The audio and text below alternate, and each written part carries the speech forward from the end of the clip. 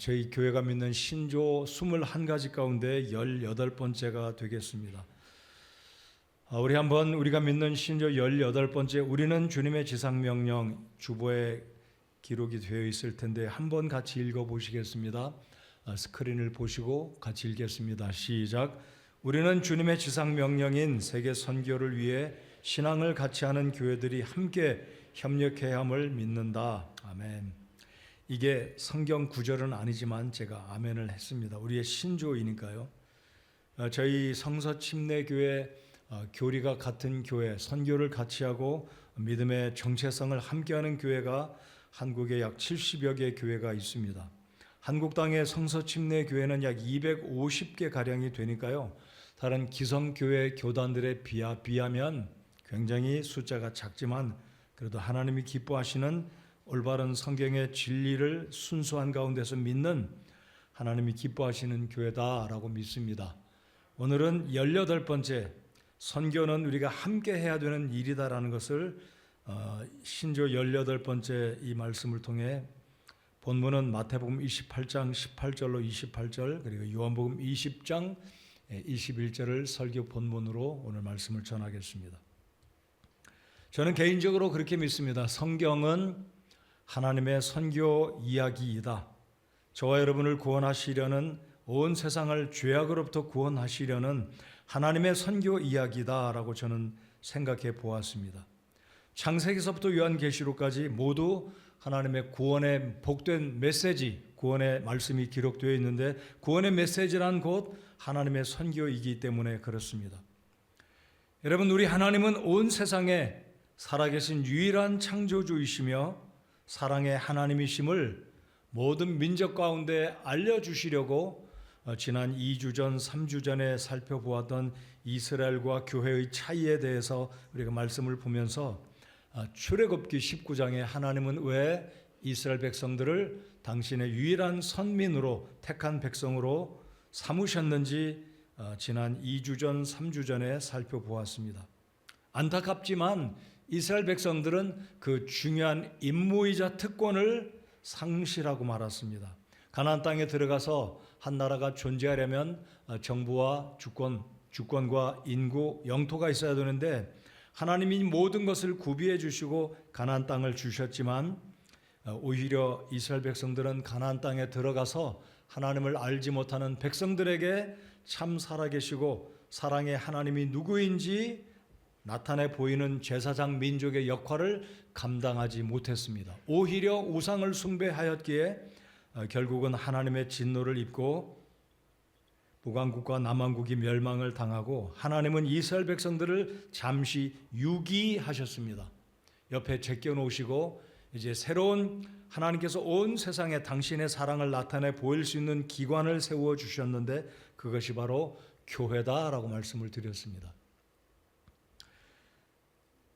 오늘 예루살렘 교회와 안디옥 교회 이야기를 잠깐 해드리고 이 두 교회가 연합해서 하나님의 선교를 이루어 왔다는 것을 말씀을 드리며 우리가 믿는 이 동일한 교리와 같은 믿음을 같이 하는 교회들이 하나님의 선교를 이루어야 한다라는 것을 오늘 신조를 통해서 도전받는 선교에 대해서 다시 한번 생각하고 시간이 되었든 물질이 되었든 우리의 몸이 되었든 기도로 동참하며 세계 선교를 이루는 우리 교회와 우리 성도 여러분들 모두가 되시기를 바라는 마음으로 오늘 말씀을 증거하기 원합니다.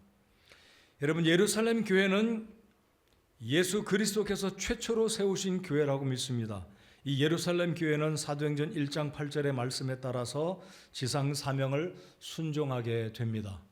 여러분, 신약 성경에 5곳에 지상 사명이 기록되어 있습니다. 오늘 읽은 요한복음 20장 21절이 그 중에 하나입니다.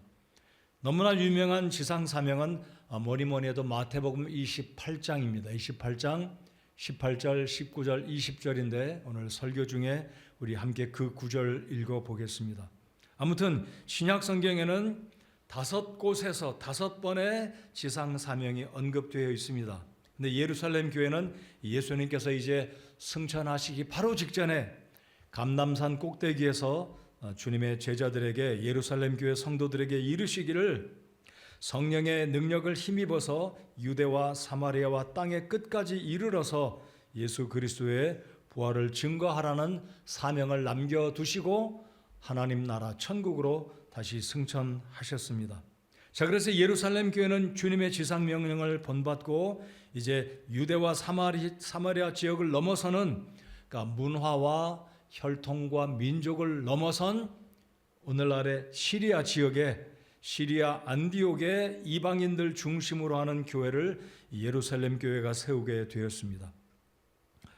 예루살렘 교회의 중요한 일꾼이었던 바나바를 안디옥 교회에 보내서 예루살렘 교회에서 파송한 이 바나바를 목회자로 하여서 이 안디옥 교회가 세워지게 되었습니다. 이 안디옥 교회가 굉장히 급성장하게 되므로 이 바나바는 다소에 가서 사도 바울을 데려다가 동역자로 삼고 이 안디옥 교회가 놀랍게 성장하는 그 가운데 사도행전 13장을 보시면 하나님의 성령께서는 이 안디옥 교회에 이르시기를 내가 하는 일을 위해서 바나바와 이 바울을 따로 세우라 명령하십니다. 그래서 안디옥 교회는 성령 하나님의 명령에 순종하고 바나바와 바울에게 안수하여서 세계 선교를 시작하는 모습을 사도행전 13장에서 보시게 됩니다. 그리고 사도행전 15장을 보시면 이 예루살렘 지역의 세계 역사에도 기록이 되어 있지만은요, 예루살렘 지역에 아주 심각한 기근이 들었습니다. 심각한 기근이 들어서 예루살렘 성도들이 굶주림에 처하게 되었을 때 안디옥 교회에서는 사랑의 헌금을 모아 부조를 하게 되고 사람들을 보내서 예루살렘 교회에 그 헌금을 갖다 전해주면서 안디옥 교회가 뒤늦게 나중에 생긴 교회였지만 하나님의 일을 위해서는 예루살렘 교회와 안디옥 교회가 함께 힘을 모으고 사랑을 서로 나누는 모습을 보면서 세계 선교는 이 두 교회가 함께 하였다. 다시 조금 더 구체적으로 말씀을 드려 보겠습니다. 자, 예루살렘 교회는 예수님이 세우신 최초의 교회였습니다. 그렇다면 이방인 세계에 세워진 최초의 교회는 안디옥 교회였습니다. 자, 그런데 이 두 교회는 서로 행정적으로 모교회였던 예루살렘 교회가 안디옥 교회를 좌지우지하지 아니하고 행정적으로나 사역적으로 독립되어 있는, 우리가 믿고 있는 신약적인 지방적인 독립교회였다라는 것을 볼 수 있습니다. 하지만 이 두 교회가 세계 선교를 위해서는 바울 사도도 예루살렘 교회를 방문하고 사역을 나누고 헌금을 서로 지원하면서 돕고 있는 모습을 우리가 사도행전 13장 15장에 그리고 바울 사도의 서신들을 보면 빌립보 교회가, 고린도 교회가 이 하나님의 선교를 위해서 동참하는 모습들을 우리가 볼 수 있다라는 것을 언급해 드리면서 신약 성경에서도 세계 선교는 하나님이 세우신 교회들이 서로 협력하고 있었다라는 것을 오늘 말씀을 드립니다. 그래서 우리 교회가 신조로 고백한 것처럼 우리가 믿는 교리가 동일한 교회들과 함께 힘을 모아서 그 교회가 파송한 선교사도 우리가 지원하고 우리가 파송한 선교사도 또 다른 교회들이 함께 물심양면으로 세계 선교를 이루어가는 것을 우리가 믿는다. 이것이 우리의 신조 18번째입니다. 저는 그래서 오늘 연말이지만 다시 한번 선교에 대해서 오늘 우리가 믿는 신조와 더불어서 우리가 선교에 더 매진하고 개별적으로 교회적으로 세계 선교를 다시 한번 생각하고 이 세계 선교에 집중하는 우리의 모든 자산들을, 우리의 마음과 물질과 모든 재능들을, 우리가 가진 모든 자산들을 하나님의 선교를 위해서 드려야 되겠다. 이런 측면에서 세 가지를 생각해 보겠습니다. 자, 본론으로 들어가서 첫 번째, 세계 선교는 성경 전체의 중심 메시지다라고 저는 믿습니다. 창세기부터 요한계시록까지 성경 전체 66권의 가장 중요한 메시지들은 결국 선교이다라는 것 다시 한번 기억하시기 바랍니다. 선교는 성경의 가장자리 것이 아니고 액세서리 같은 것이 아니라 선교 자체가 성경의 주된 메시지다라는 것을 다시 기억하시기 바랍니다. 그 예를 들면 우리 하나님 아버지께서는 창세기 3장에 타락이 시작되었지만 이 창세기 3장에 최초로 복음의 메시지를 우리에게 알려주고 계신다라는 것입니다. 3장 15절을 한번 먼저 읽어보겠습니다. 창세기 3장 15절입니다. 자, 여러분 성경이 있으신 분들은 성경을 펴시고 창세기 3장 15절은 굉장히 중요한 구절입니다.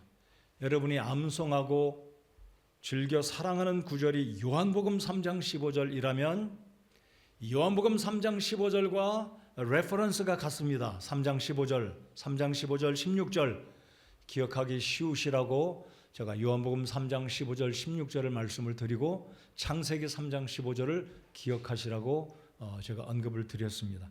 다 찾으셨으면 창세기 3장 15절을 같이 읽겠습니다. 시작. 내가 너와 여자 사이에 또 내 씨와 그녀의 씨 사이에 적개심을 두리니 그 씨는 내 머리를 상하게 할 것이요 너는 그의 발꿈치를 상하게 할 것이니라 하시고. 아멘.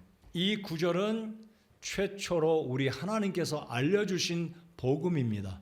라틴어로 프로토 에반겔리온이라고 하는데요. 최초의 원시 복음이다라는 뜻입니다.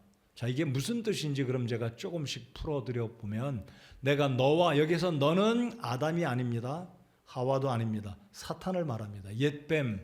왜냐하면 이 마귀 사단이 하와를 유혹하고 결국 하와와 아담이 하나님께서 금하신 선악을 알게 하는 나무의 열매를 따먹음으로 눈이 밝아져 죄를 짓게 되었고, 그리고 두려워서 좀 부끄러워서 옷을 해입고 동산 그늘에 숨지 않습니까?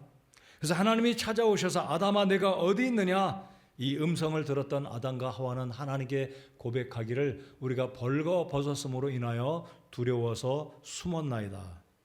누가 내가 벌거벗은 것을 알게 했느냐? 하나님이 아시면서도 죄의 근원을 추적하기 위해서 물으실 때 아담과 하와가 결국은 선악을 알게 하는 나무의 열매를 따먹었고 죄를 지어서 부끄러워서 숨었다라고 이야기합니다. 여러분, 아이들이 태어나면 엄마 나 부끄러우니까 빨리 옷 입혀주세요, 그런 아이들이 있습니까? 없습니다. 어린 아이들은 순진해서 벌거벗은 거 부끄러워하지 않습니다. 아담과 하와가 처음에 지음받았을 때 완벽하게 지음받았기 때문에 죄를 모르기 때문에 부끄러움 자체가 없었습니다. 그러나 죄를 짓고 나니까 그들의 눈이 밝아져 벌거벗음을 알게 되었고, 다시 말씀드리면 죄를 알게 된 것입니다. 자, 그래서 하나님은 이들에게 어떻게 옷을 해입히셨습니까? 양을 잡아서 가죽 옷을 해입히셨습니다.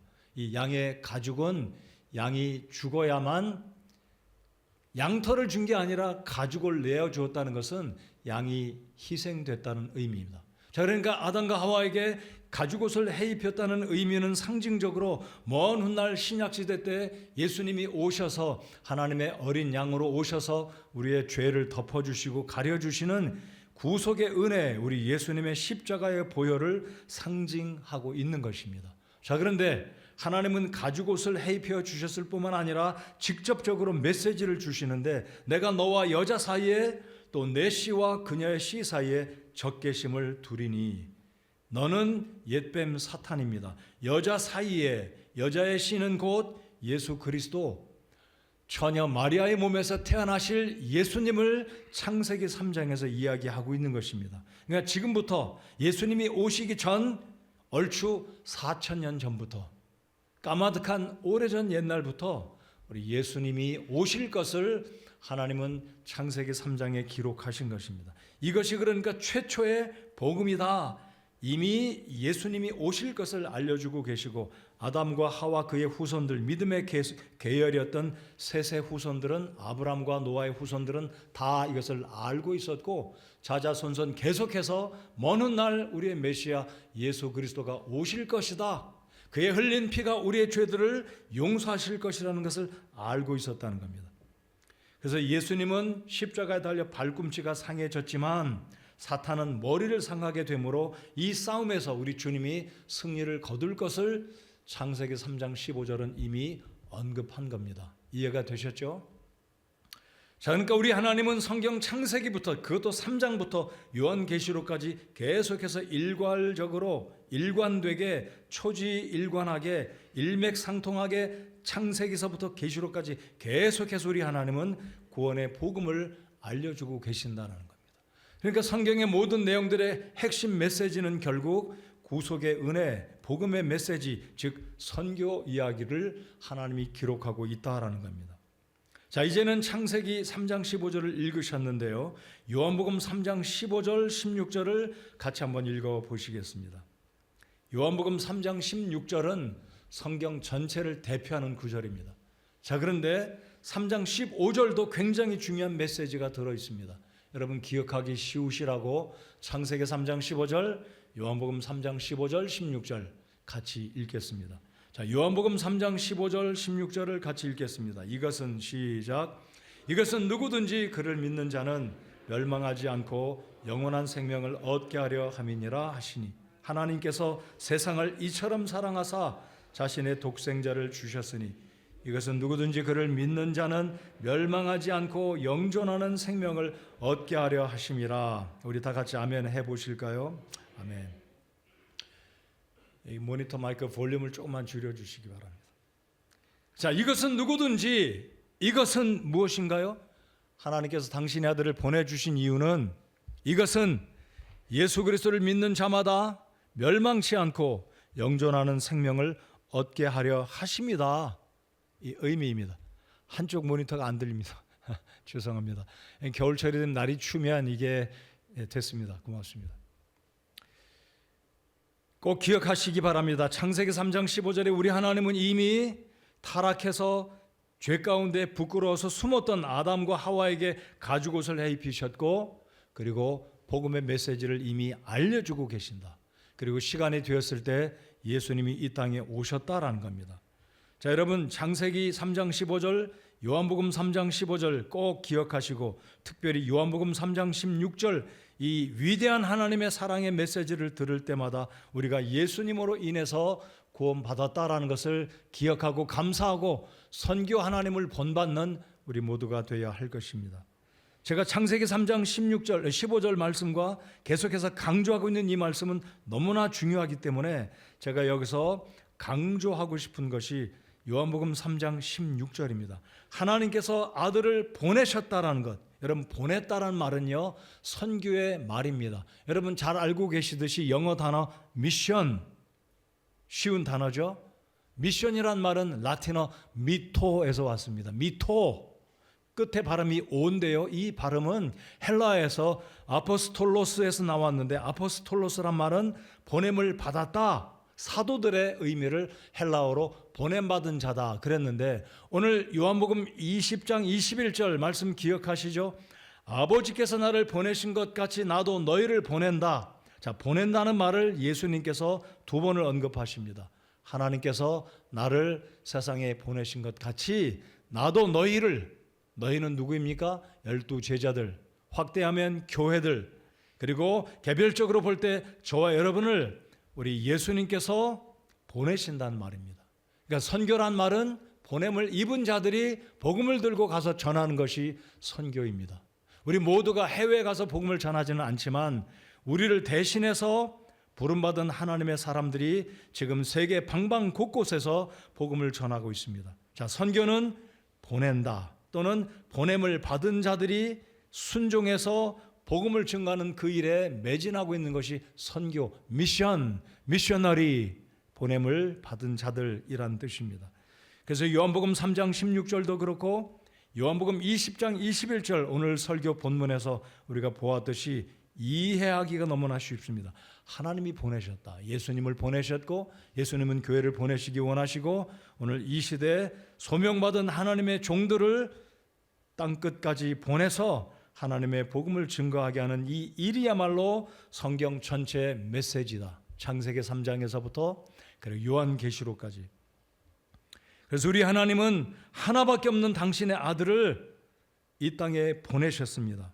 우리를 사랑해서 멸망하기, 모든 사람들이 멸망하는 것을 원치 않으시기 때문에 모든 믿는 자들을 구원하기 위해서 하나님 당신의 아들을 선교사로 이 세상에 보내신 것입니다.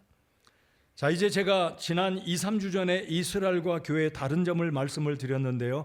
오늘 이 시간을 빌어서 잠깐 구약의 하나님의 선교 방법은 어떠한 것이었고 신약시대의 선교 방법은 어떤 것인지 확연한 차이를 말씀드려 보겠습니다. 여러분, 구약은 하나님께서 이스라엘을 중심으로 예루살렘으로 오게 했습니다. 세상에 있는 많은 사람들 초청하십니다. 근데 말씀드렸듯이 이스라엘 백성들이 가나안 땅에 들어갔지만, 가나안 땅을 정복하고 그곳에 살았지만 하나님을 나타내는 제사장 민족으로서는 실패했습니다. 여러분, 성경을 잘 보시면 구약 성경에 많은 구절들이 그렇게 말씀하고 있지는 않지만은요, 몇몇 중요한 구절들, 구약 성경의 복음서라고 일컬어지는 이사야서를 보면 55장에 이런 말씀이 있습니다. 너희는 오라, 와서 먹되 값없이 젖과 포도주를 사서 먹으라 그랬습니다. 자, 오라고 초청하십니다. 그러니까 하나님은 구약시대 때 이스라엘 민족을 보고 이 민족들을 축복하시는 하나님이 누구인지를 알게 하시려고 예루살렘을 중심으로 온 세상의 이방 민족들을 향해서 초청하시기를 오라라고 말씀하십니다. 한 예를 더 드리면, 솔로몬의 그 지혜를 보려고 스바의 여왕이 온갖 보물을 가득 싣고 와서 예루살렘에 방문해서 과연 하나님이 세우신 임금 솔로몬이 얼마나 지혜롭고 그 하나님의 백성이 얼마나 잘 사는지 보려고 이방 여인 여왕이 와서 보고 놀랬습니다. 과연 당신의 하나님이 살아계시다. 놀래고 엄청난 선물을 보내게 되는데, 열왕기상에 있는 말씀 보면 그와 같은 선물은 전에도 없었고 후에도 없었다. 모든 황금과 상아와 비단과 금과 향료와 엄청난 선물을 보내지 않았습니까? 그러니까 열방들은 이스라엘 민족이 어떤 민족이고 이들을 인도하고 지켜내시고 보호하시는 분이 살아계신 하나님이라는 것을 자자하게 소문을 듣고 예루살렘에 와서 그 하나님을 알고 다시 돌아가서 자신의 백성들과 열방에 소개해야 되는데, 사실 지금 그 예루살렘에 방문했던, 예루살렘에 이 예배를 했던 사도행전 8장에 그 이디오피아 넷이 이야기가 나오지 않습니까? 지금도 이디오피아에는요, 북아프리카는 이슬람 국가들이 많지만 이디오피아에는 많은 교회들이 있다는 사실 혹시 알고 계신가요? 그러니까 이 구약과 신약의 과도기 시기에 이디오피아 넷이가 예루살렘에서 와서 예배하고 돌아가다 구원받지 않습니까? 아무튼 구약 시대 때 하나님의 선교는 예루살렘 중심으로 이스라엘 민족으로 온 세상 민족들에게 오라고 초청했습니다. 근데 우리 하나님이 이스라엘 백성들이 불순종하니까, 그 임무를 감당하지 못하니까 이스라엘 백성들을 잠깐 옆으로 제껴놓으시고 누구를 선택하셨다고요? 교회를 선택하십니다. 그리고 하나님께서는 이 신약시대 때 어떻게 선교하시냐면 가라고 말씀하십니다. 자, 구약은 이스라엘 중심으로 예루살렘 중심으로 오라고 하였다면, 신약시대, 오늘 이 시대는 이제 저와 여러분에게 교회를 통해서 말씀하시기를 가라라고 말씀을 하십니다. 이것이 하나님이 오늘 이 시대에 일하시는, 교회를 통한 선교에 일하시는 방법이다라는 겁니다. 자, 오늘 설교의 본문이 되는 마태복음 28장 18절로 20절까지 찾아서 읽어보겠습니다. 자, 이 말씀에서 주님이 가라고 말씀하십니다. 자, 마태복음 28장 18절로 20절까지 읽어보시겠습니다. 자, 이제 신약시대에는 오라는 게 아니라, 그러니까 우리도 기억해야 됩니다.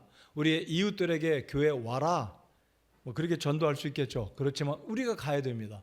복음을 들고 예수님을 알지 못하는 사람들에게로 가야 된다는 거죠. 자, 마태복음 28장 18절부터 20절까지 같이 읽겠습니다. 자, 읽겠습니다. 시작. 하늘과 땅에 있는 모든 권능이 내게 주어졌느니라. 그러므로 너희는 가서 모든 민족들을 가르치고 아버지와 아들과 성령의 이름으로 그들에게 침례를 주며 무엇이든지 내가 너희에게 명령한 모든 것을 그들에게 가르쳐 지키게 하라. 보라, 내가 세상의 끝까지 항상 너희와 함께 있느니라 하시니라. 아멘. 이 아멘에 또 한번 아멘해 보십시다. 아멘입니다. 우리가 구원받고 예수님의 몸이 됐습니다. 이 위대한 사명을 받았습니다. 이 구원의 복된 소식을 증거하라는 지상 사명을 받았는데, 가만히 앉아서 사람들을 초청하라는 의미가 아니라 적극적으로 가라는 겁니다. 이게 하나님의 구약의 이스라엘을 통한 선교 방법은 하나님이 옆으로 제껴놓으셨습니다. 이제는 교회를 세워주시고 지옥의 음부의 권세가 이기지 못하는 영원한 승리를 이루는 이 교회를 통해서 우리 하나님이 놀라운 선교를 이루시는데 이제 가라는 말씀이에요. 가라. 저는 선교사 소명을 받은 게 마가복음 16장 15절입니다. 너희는 온 천하에 다니면서 만민에게 복음을 전파하라. 땅 끝까지 이르러 예수님의 복음을 전파하라. 가라는 측면의 말씀. 요한복음 20장 21절 오늘 읽은 세 번째 지상 명령입니다. 마태복음 28장, 마가복음 16장, 그리고 세 번째 누가복음 24장에 나오고 네 번째는 요한복음 21장이고 다섯 번째는 바로 사도행전 1장 8절입니다. 그래서 신약 성경에는 모두 5번에 걸쳐서 5곳에서 지상 사명을 말씀하시는데 모두 다 가라는 거예요. 사도행전 1장 8절은 어떻습니까? 성령이 너에게 임하시면 너희가 권능을 받고 유대와 사마리아와 땅의 끝까지 이르러 내 증인이 되라. 모든 5구절 지상 사명은 가만히 앉아 있어서 오라고 초청하는 게 아니라 적극적으로 가라는 겁니다. 가야 된다. 그래서 우리가 가든지 내가 가지 않으면 간 사람을 위해서 기도하고 물질로 후원하는 일을 우리 개인적으로 우리 교회가 해야 한다는 사실입니다. 자, 하나님의 선교는 첫 번째로 성경 전체에 흐르고 있는 가변적인 것이 아니라 서포트하는 게 아니라 메시지가 선교다. 그러므로 선교는 성경 전체의 메인스트림, 중요한 메시지 핵심이다. 성경의 요약은 결국은 하나님이 선교하시는 세상을 구원하시고자 예언자들을 세우고 예수님이 어떻게 오실 것이고 어떻게 죽으실 것이고 어떻게 역사가 성취될 것인지를 말씀하고 있는 선교의 주된 이야기가 성경에 기록됐다라는 겁니다. 자, 오늘 이 시간에 제가 성삼위 하나님은 어떤 일을 세계 구속을 위해서 일하셨는지 간략히 말씀드려 보겠습니다.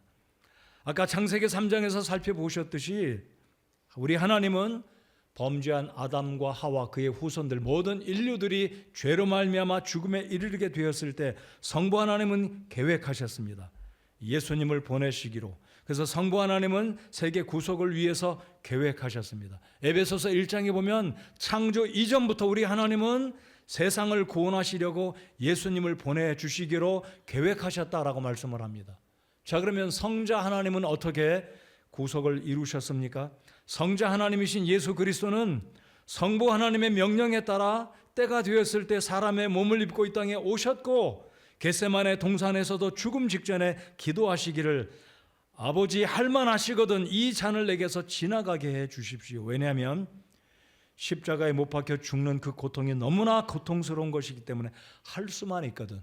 그러나 성자 예수 우리 하나님은 자신의 뜻대로가 아니라 성부 하나님의 뜻에 순종하기를 원했고 결국은 십자가에 달려 피 흘려 죽으심으로 하나님 아버지 성부 하나님의 그 구속의 계획을 완벽하게 성취하시고 이루셨습니다. 자, 성부 하나님은 계획하셨고 성자 하나님은 성부 하나님의 뜻에 따라 순종하셔서 십자가의 구속을 이루셨습니다. 자, 그러면 성령 하나님은 어떤 일을 이루셨습니까? 성령 하나님은 예수님의 공생의 초기부터 광야에서 40일 금식 기도할 때도 성령께서 도우셨고 십자가에 달려 죽으실 때도 부활하실 때도 성령 하나님은 성자 하나님을 도우셨습니다. 우리가 복음을 들을 때 성령 하나님은 우리의 마음을 비춰주시고 조명하시고 그 말씀을 이해하시고 감동받고 예수님이 우리의 구주라는 것을 믿을 수 있도록 믿음을 주시는 분이 성령 하나님이십니다. 성령 하나님은 우리가 구원받았을 때 우리 속에 들어오셔서 성령으로 인쳐주시고 다시는 구원을 상실하지 않는다는 보증을 해주시기 위해서 인쳐주시고 우리를 성전 삼아주시고 진리 가운데 인도하시고 예수님이 오시는 그날까지, 아니 우리가 공중에 들림받는 그 순간에도 우리를 보호하시고 공중으로 휴거되는 그 시간까지 성령 하나님은 우리를 보호하시고 인도해 주신다라는 것입니다. 그러므로 하나님의 선교에 일하셨던 성부, 성자, 성령 하나님은 서로 조화 있게 협력하셨다. 하나님의 선교를 이루셨다라는 사실을 우리가 기억해야만 하겠습니다. 여러분 구원 받으셨습니까? 여러분 아직 구원받은 확신이 없으시다면 성부 하나님, 성령 하나님, 성자 하나님, 이 세 분은 여전히 오늘도 쉼 없이 여러분의 구원을 위해서 일하시고, 우리 성자 하나님은 지금도 하나님의 보좌 우편에서 여러분이 구원받도록 기도하고 계시고, 성령 하나님은 여러분의 마음에 감동을 주십니다.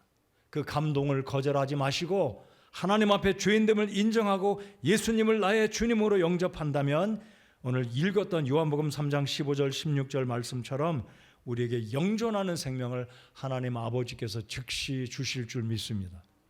아직 구원받지 않으신 분, 그렇게 예수님을 영접하고 구원받으시기 바랍니다. 즉 하나님의 선교는 바로 여러분 개인들을 위해서 그 위대하신 하나님이 당신의 아들을 아낌없이 내어주셨다라는 것입니다. 이 일로 인해서 우리 하나님을 찬양하고, 우리 성자 하나님을 찬양하고, 성령 하나님을 찬양하고 영광 올려드리는 것입니다. 자, 두 번째로, 선교는 우리 주님께서 교회에 명령하신 지상 최대의 사명입니다. 여러분, 성경은 우리에게 최대의 것을 두 가지로 말씀하십니다. 첫 번째, 위대한 계명과 위대한 사명입니다. 굳이 제가 영어로 말씀드리지는 않겠습니다. 자, 위대한 계명은 마음과 뜻과 목숨과 성품을 다하여서 주 너의 하나님을 사랑하라. 그리고 내 이웃을 무엇처럼 사랑하라고요?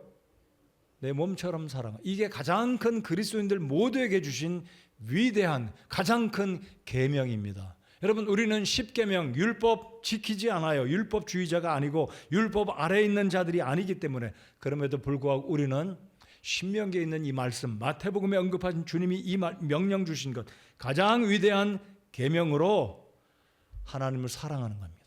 자, 그렇다면 가장 위대한 계명이 있다면 두 번째로 가장 위대한 사명은 바로 오늘 읽었던 이 마태복음 28장 18절 20절, 요한복음 20장 21절, 하나님께서 예수님을 이 땅에 보내셨듯이 예수님도 제자들을 보내셨고 저와 여러분들을 보내시기 원하십니다.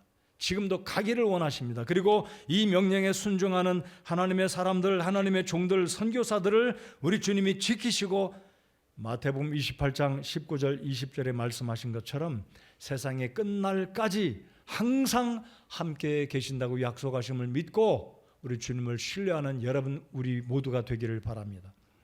성도 여러분들, 우리 예수님께서 나와 함께하고 계신다라고 믿으십니까? 내가 아플 때도, 곤경에 처했을 때도, 시험에 들었을 때도, 어떤 지경에 처했을지라도 세상의 끝날까지 우리 예수님께서 항상 함께 하신다는 약속을 믿으십니까? 이게 바로 우리 성도들에게, 예수님의 제자들에게, 교회에게 주신 약속이다라는 사실을 믿으면서 우리 교회에, 우리 개인 그리스도인들에게 최대의 사명을 주셨기 때문에 우리는 이 명령에 순종해야 하는 것입니다. 그러므로 교회와 그리스도인들은 우리 예수님께서 승천하시기 마지막 직전에 명령하신 이 명령을 철저히 엄숙하게 받아들이고 순종해야 되는 책임이, 의무가 우리 모두에게 있다는 겁니다. 선교사에게만 있는 게 아닙니다. 이거는 교회의 일이고 개인의 일이기 때문에, 이것은 교회 일이기 때문에 나와 상관이 없다, 이게 아니라 여러분이 교회 아닙니까? 여러분 한 분 한 분이 교회이심을 믿으십니까? 여러분이 교회입니다. 이 말은 우리 모두가 선교에 순종해야 되고 나아가서 우리 교회가 순종해야 되는, 흩어져 있을 때나 함께 모여 있을 때나 우리 주님의 지상명령을 받들고 순종해야 되는 이 엄청난 특권과 축복이 우리에게 주어졌다라는 겁니다. 선교는 특권입니다. 누가 이 일을 할 수 있습니까? 이스라엘 못해요. 하나님이 이들을 제껴두셨습니다.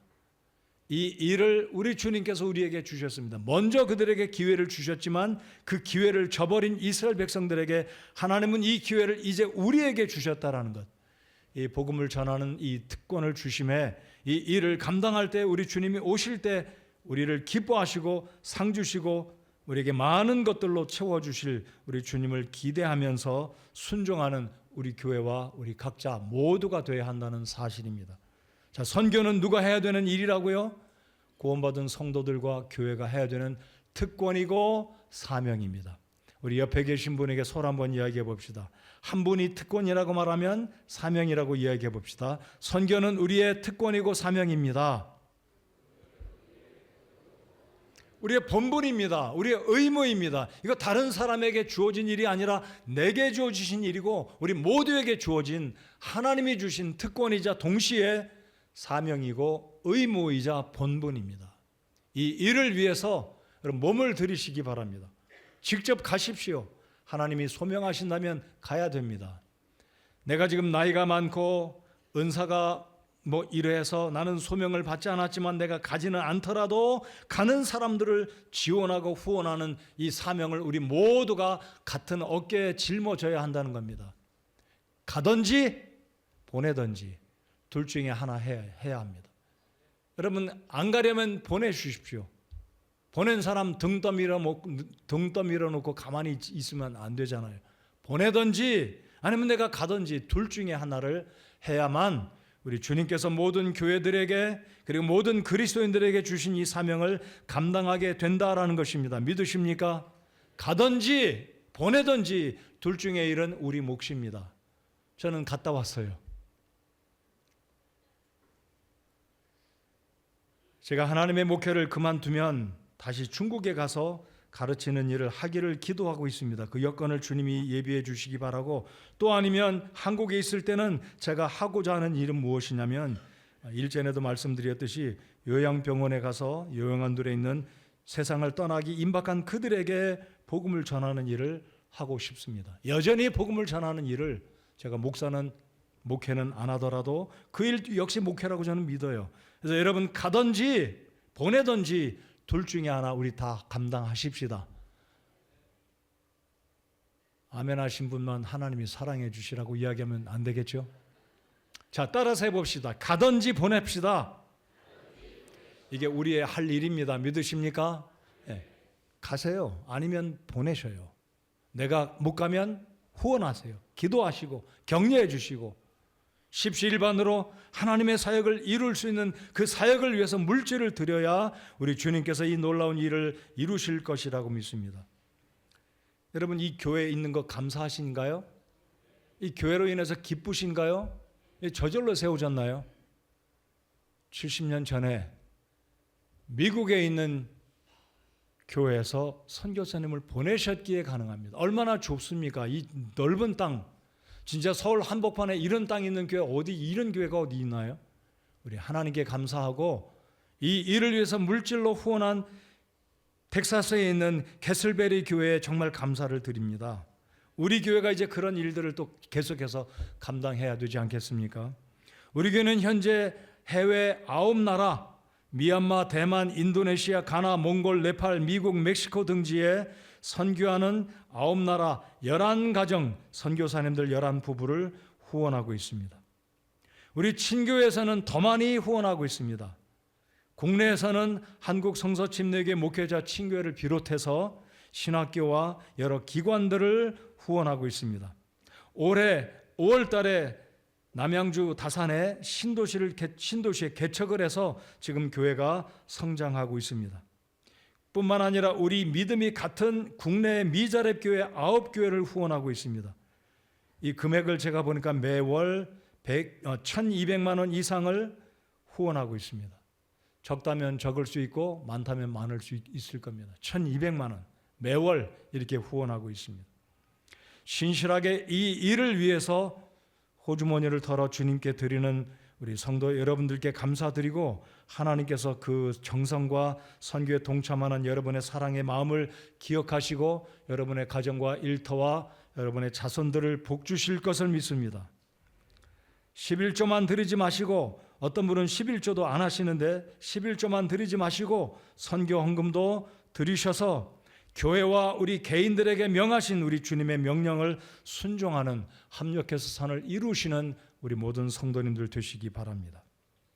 세 번째로, 성경의 주된 메시지가 선교이고, 그리고 우리 하나님은 교회의 사명으로 이 위대한 선교의 일을 맡기셨기 때문에 우리 개인들과 교회는 선교를 반드시 해야 된다.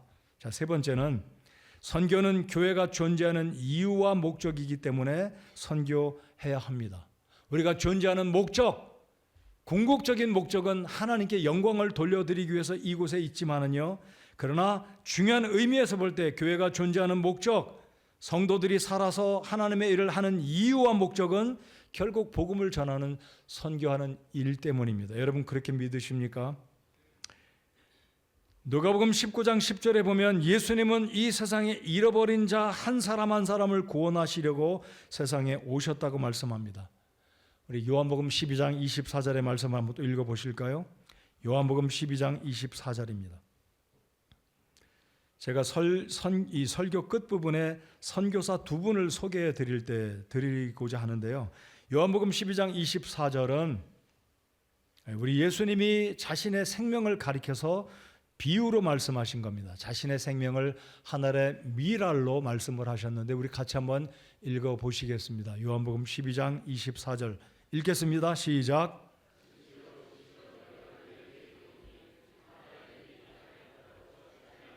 홀로 남거니와 죽으면 많은 열매를 맺느니라. 아멘. 말씀드렸듯이 예수님은 당신 스스로를 하늘의 미랄로 비유하셨습니다.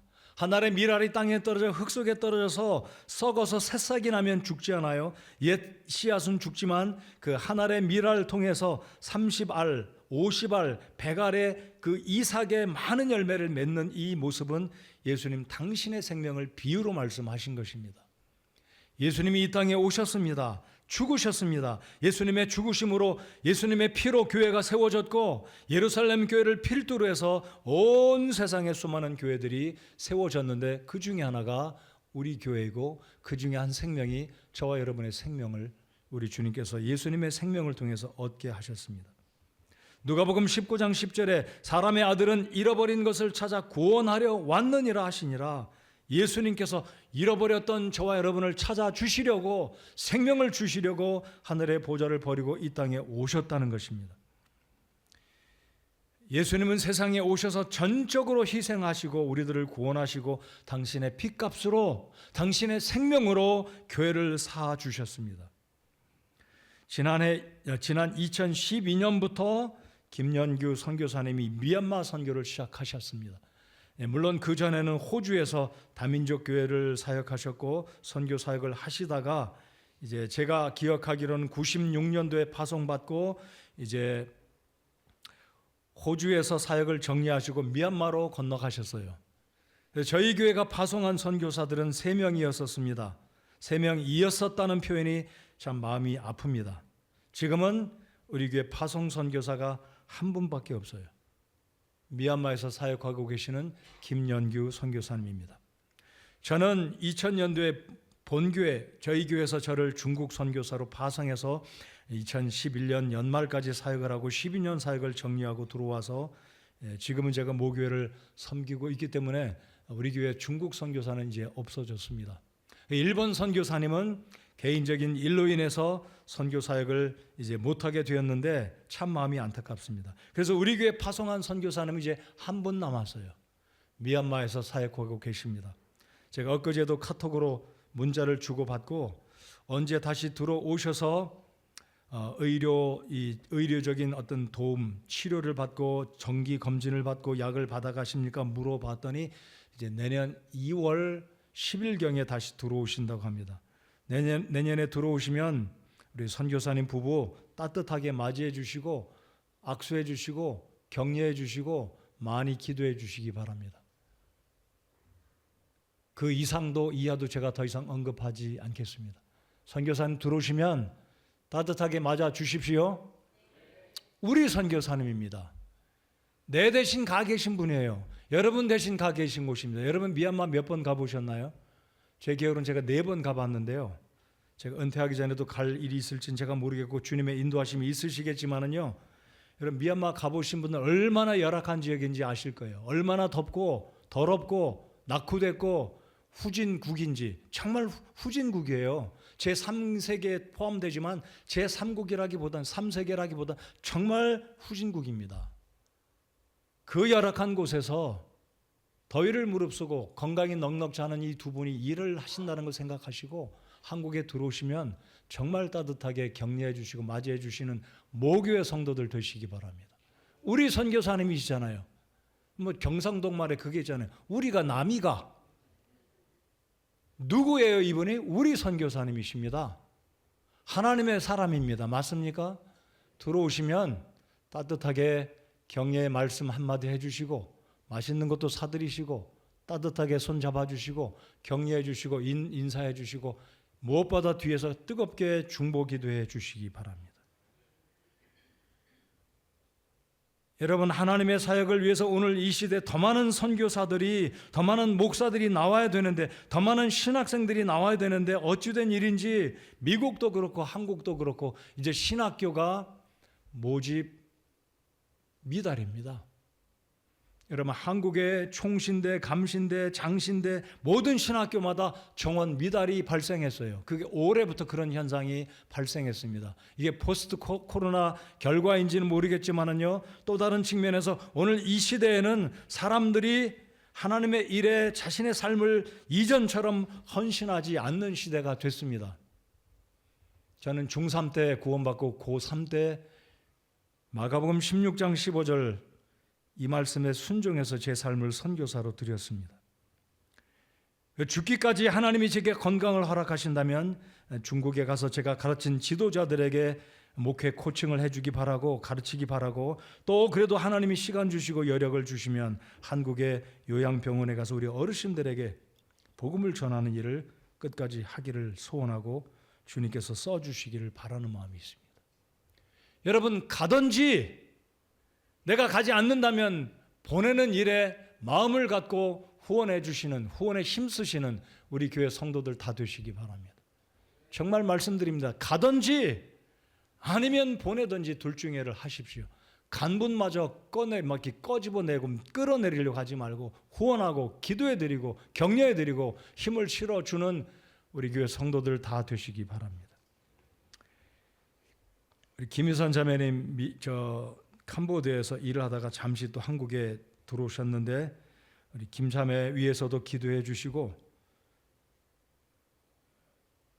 이 귀한 하나님의 일을 하는 사람들을 존중하는 우리 성도 여러분들 다 되시기 바랍니다. 이 요한복음 4장 35절 말씀 우리 같이 한번 읽고 싶습니다. 요한복음 4장 35절입니다. 자, 읽겠습니다. 시작. 너희가 말하기를 아직 넉 달이 남아있고 그 뒤에 수확할 때가 이른다 하지 아니하느냐?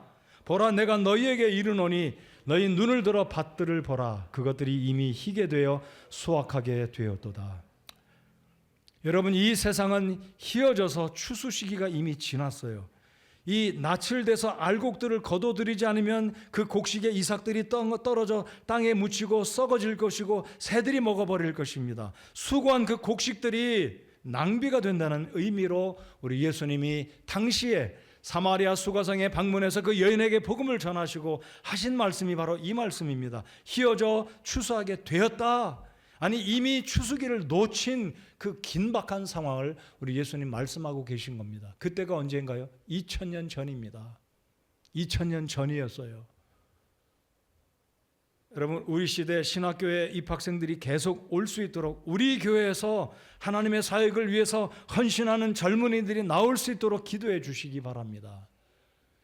젊은이들이 나오기를 바라는데요, 없어요. 사진을 한 장 올려주시기 바랍니다. 예쁘시죠, 이분이? 안 예쁜가요? 내 며느리, 내 딸이 더 예쁘다 생각하시나요? 예쁘잖아요. 이름도 참 멋져요. 루비 캔드릭입니다. 루비예요, 이름도 루비. 얼마나 이 딸을 낳았던 부모님이 이 딸을 기뻐해서 이름을 보석의 이름으로 루비라고 지었겠습니까? 이분이 한국에 오신 분인데요, 25살에 세상을 떠납니다. 꽃다운 나이예요. 24살에 한국에 왔어요. 한국에 도착한 때는 1907년 8월 29일 배를 타고 한 달 이상을 건너오지 않았겠습니까? 이제 인천 항구를 통해서 서울에 도착했다가 서울에서 좀 적응을 하고 11월에는 그해 1907년 11월에 평양 개성에 올라가서 여성들을 위한 사역을 합니다. 한국말도 배우고. 그런데 이 루비 캔드릭 선교사님이 그만 안타깝게도 급성 맹장에 걸려서 개성에서는 병원이 변변치 않으니까 한양으로 올라오는데 그만 얼마 안 있다가 죽게 됩니다. 꽃다운 나이 25세. 한 사람의 영혼도 구령했는지 안 했는지 잘 모르겠어요. 사역 초기에 1년도 채 안 돼서 세상을 떠나게 되는데, 이분이 세상을 떠나기 직전에 미국에 자신을 파송한 선교단체에 편지를 보내는데 이런 말을 적어 보냈습니다.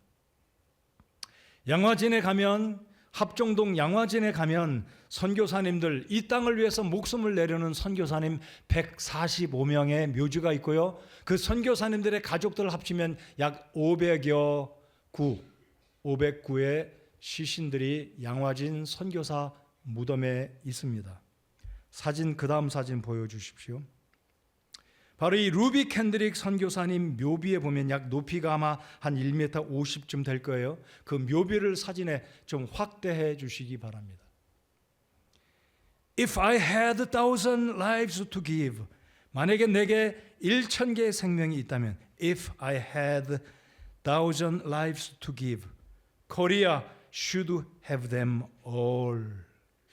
내게 만약에 1,000개의 생명이 있다면 한국 사람들이 내 생명 1,000개를 다 가질 거다. 다른 말로 의역을 하면 내 목숨이 1,000개가 있을지라도 나는 여전히 한국 조선 사람들을 위해서 내 목숨 1,000개를 내놓겠다.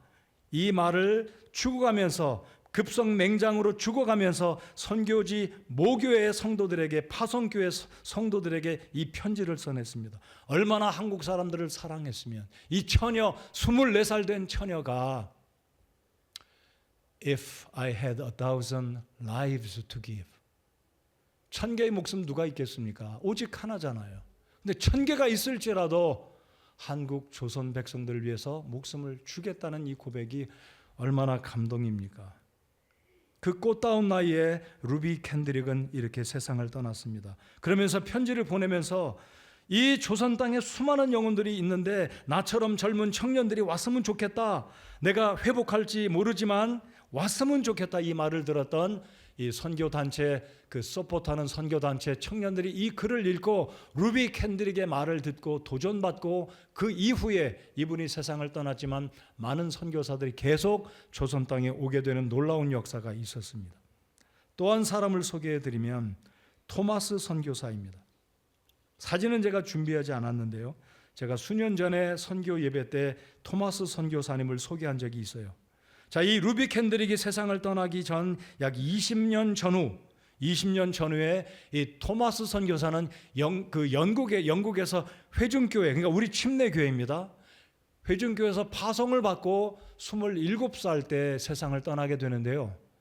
이 토마스 선교사는 중국에 먼저 도착했다가 아내를 먼저 천국에 보냅니다. 아내가 세상을 떠나요.